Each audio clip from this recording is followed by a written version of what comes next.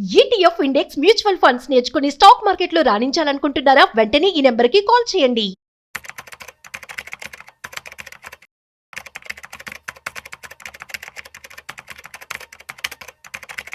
Hi hello నమస్తే, welcome back to Suman TV.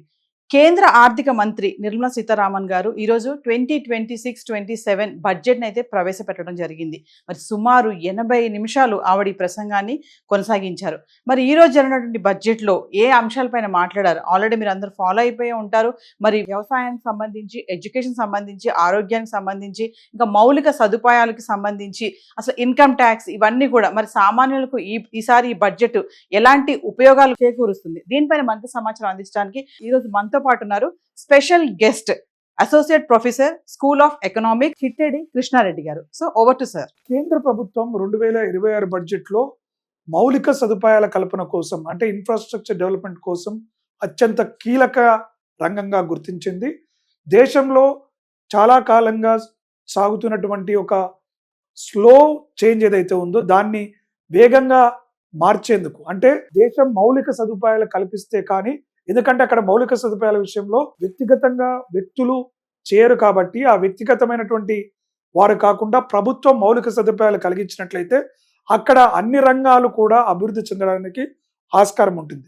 దాంట్లో భాగంగానే పబ్లిక్ ఎక్స్పెండిచరు, ఈ క్యాపిటల్ ఎక్స్పెండిచర్ అంటాం. క్యాపిటల్ ఎక్స్పెండిచరు గత బడ్జెట్లో 11.2 లక్షల కోట్లుంటే ఈ సంవత్సరం దాన్ని 12.2 లక్షల కోట్లకి ఈ బడ్జెట్ లో మనకు అలకేట్ చేయడం ద్వారా క్యాపిటల్ ఎక్స్పెండిచర్ కి అత్యంత ప్రాధాన్యతను ఇచ్చింది. ముఖ్యంగా ఈ యొక్క మౌలిక సదుపాయాల కల్పనకి మనకు కీలకంగా ఇచ్చింది. అందుకే ఇక్కడ మనం చూసుకున్నట్లయితే public sector CPSC, central public sector యూనిట్స్లలో మౌలిక సదుపాయాల కల్పన కోసము సిగ్నిఫికెంట్ గా రియల్ ఎస్టేట్ అసెట్స్ లో సంబంధించిన వాటికి సంబంధించి ఒక డెడికేటెడ్ REITs పెట్టడానికి కూడా ప్రతిపాదనలు చేయడం జరిగింది.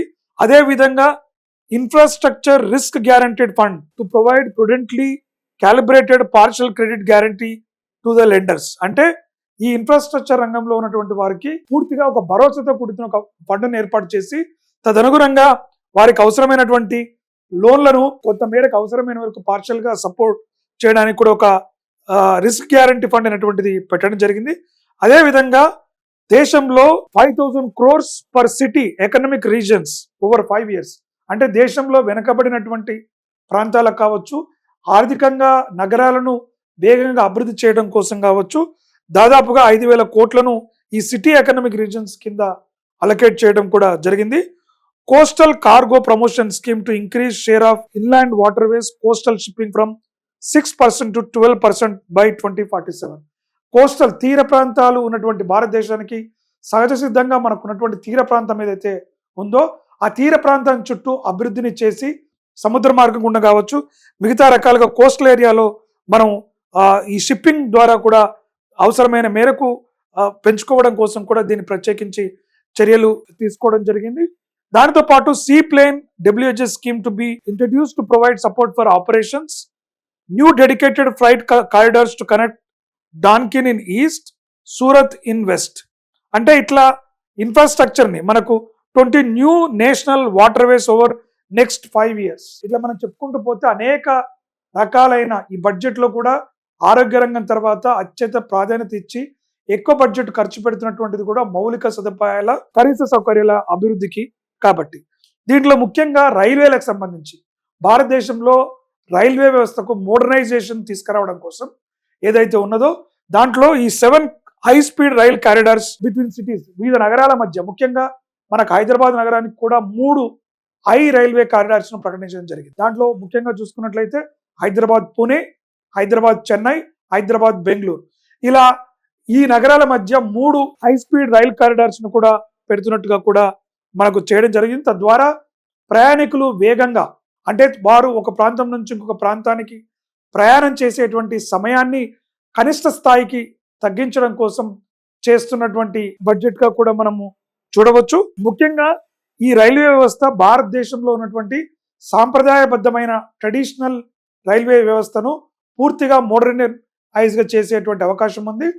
తెలుగు రాష్ట్రాలకి కొంత నిరాశ ఏంటంటే 3 పెద్ద రైల్ కారిడార్లు ఇచ్చినప్పటికి కూడా మనకు రీజనల్ రైల్ రింగ్ కి గతంలో కొంత నిధులు ఇచ్చినప్పటికి కూడా మరిన్ని కొన్ని నిధులను అలకేట్ చేస్తారని, ఎందుకంటే మెట్రో ఫేజ్ ఒకటి, ఆల్రెడీ హైదరాబాద్ మెట్రోని విస్తరించే కార్యక్రమము, MMTS ను కూడా విస్తరించే ఆలోచనలో రాష్ట్ర ప్రభుత్వం ఉన్న నేపథ్యంలో వాటికి కూడా కొంత చేదోడు బాదోడుగా నిధులను ప్రకటించే అవకాశం ఉండేటువంటి ఆశ కొంత ఉండే. కాకపోతే మనకు పూర్తిగా వివరాలు వచ్చిన తర్వాత ఏమైనా అలొకేషన్స్ ఉన్నాయా లేదా అనేది తెలియడానికి ఆస్కారం ఉంది. ఇప్పుడైతే రైల్వే కారిడార్ల ద్వారా ఖచ్చితంగా భారతీయ రైల్వే వ్యవస్థలో కొత్త వందే భారత్ రైలు కావచ్చు, స్పీడ్ రైల్వే రైన్స్ వేయడానికి కూడా ఆస్కారం ఉంది.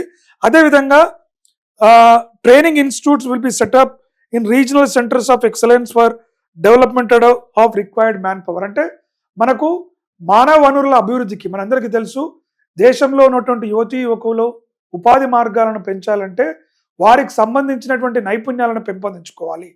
మనందరికీ తెలుసు, భారతదేశంలో చాలా కాలంగా ప్రత్యక్ష నిరుద్యోగం కావచ్చు, దాన్ని డిస్గస్డ్ అన్ఎంప్లాయ్మెంట్ అంటాము, లేదా స్ట్రక్చరల్ అన్ఎంప్లాయ్మెంట్ కావచ్చు, ఇలా అనేక రకాలైన నిరుద్యోగితతో వెంటాడుతున్న పరిస్థితి ఉంది. ఎందుకంటే కొంతమందికి ఉన్నత చదువులు ఉన్నా, విజ్ఞానం ఉన్నా, దానికి మార్కెట్కి అనుగుణంగా సంబంధించినటువంటి నైపుణ్యాలు లేకపోవడంతో ఉద్యోగానికి అర్హత లేక నిరుద్యోగులుగా మిగిలిపోయి కుటుంబానికి కూడా భారం అవుతున్నటువంటి పరిస్థితి నుంచి కాపాడడం కోసమే ఇవాళ స్కిల్ సెంటర్స్, మ్యాన్ పవర్స్ని, మానవ వనరులను అభివృద్ధి చేసే కార్యక్రమం జరుగుతుంది. అంటే ఈ కార్యక్రమాలన్నీ కూడా నేను ఇందాక చెప్పినట్టు విజయవంతం కావాలి అంటే ప్రజలుగా మనందరం కూడా భాగస్వామ్యమై ప్రభుత్వం చేస్తున్న ఈ యొక్క కార్యక్రమాలను సద్వినియోగం చేసుకొని ఉపయోగించుకున్నప్పుడు మాత్రమే ఈ ప్రభుత్వం చేపడుతున్న అవస్థాపన సౌకర్యాలు లేదా మౌలిక సదుపాయాల కల్పన విషయంలో కావచ్చు, ఇవన్నీ ఆశించిన ఫలితాలను చూపించాలి అంటే మనం కష్టపడి మన వంతు ప్రయత్నంగా చేసినప్పుడు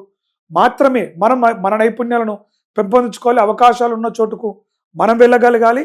అప్పుడు మాత్రమే బడ్జెట్లో వారిచ్చిన ప్రాధాన్యతకు ఒక ఉపయోగం ఉంటుంది. కానీ లేకపోతే పేర్లకు, అంటే మనం స్కిల్ ఇండియా లాంటిది కావచ్చు, కొంత ఆశించిన స్థాయిలో ముందుకు వెళ్ళకపోవడానికి కారణం విద్యార్థి యువతి యువకులు ఆశించిన స్థాయిలో చొరవ తీసుకొని వాటిలో నైపుణ్యాలు పెంపొందించుకోకపోవడమే. కాబట్టి కనీసం ఇప్పటి నుంచి అయినా మనం చైనాతో పోటీ పడాలన్నా, భారతదేశం ఒక అభివృద్ధి చెందిన దేశంగా ఎదగాలన్నా ఈ మౌలిక సదుపాయాలు, స్కిల్ సెంటర్స్ను ఉపయోగించుకొని మన వంతు బాధ్యతగా కృషి చేసినప్పుడు మాత్రమే ఆశించిన స్థాయిలో అభివృద్ధి జరుగుతుంది. కేంద్ర ప్రభుత్వం ప్రవేశపెట్టిన బడ్జెట్లో జరుగుతుంది. ముగింపుగా ఒకటి చెప్తాను, మనందరికీ చాలా మందికి కొంత ఉంటుందన్నమాట, ఏంటి బడ్జెట్ కొంత చప్పగా ఉంది, ప్రజాకర్షక పథకాలు లేవనుకుంటారు. ఇది ఏంటంటే ఒక టెస్ట్ మ్యాచ్ లాంటిది. బడ్జెట్లో కూడా ప్రతి బాలు T20 లాగా 6 వెళ్ళాలి అంటే వెళ్ళదు. కాబట్టి ఏదైతే రన్నులు చేసేసి చాలా బాగుంది అనుకోకుండా దేశ ఆర్థిక మూలాలను మనం పరిపక్వంగా పూర్తి స్థాయిలో సంపూర్ణంగా అభివృద్ధి చేసుకోవాలన్నప్పుడు ఈ ఇన్ఫ్రాస్ట్రక్చర్ యొక్క ప్రాధాన్యత ఉంటుంది. కాబట్టి ఈసారి భారత ప్రభుత్వం పూర్తిగా సంస్కరణలకు, దేశ భవిష్యత్తును దృష్టిలో పెట్టుకొని ప్రజా ఆకర్షమైనటువంటి కాకుండా ప్రజా శ్రేయస్సును పెంపొందించే నేరుగా కార్యక్రమాలకు శ్రీకారం చుట్టినట్టుగా మనం భావించవచ్చు. నమస్తే.